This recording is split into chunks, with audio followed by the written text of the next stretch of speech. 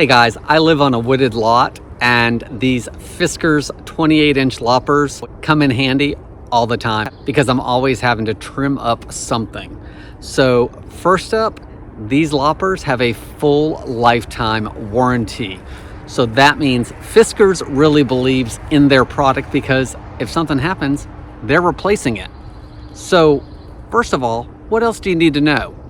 Besides that though, these are easy to use. The handles have some grip on them. It's textured and layered, so it's not just metal. So you're getting a little bit of protection from the vibration when you're cutting those limbs.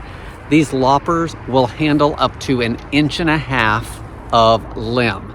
So I not only use it for things like this, I also always find myself using it on brush that is dried up so I can cut it down smaller for things like bonfires.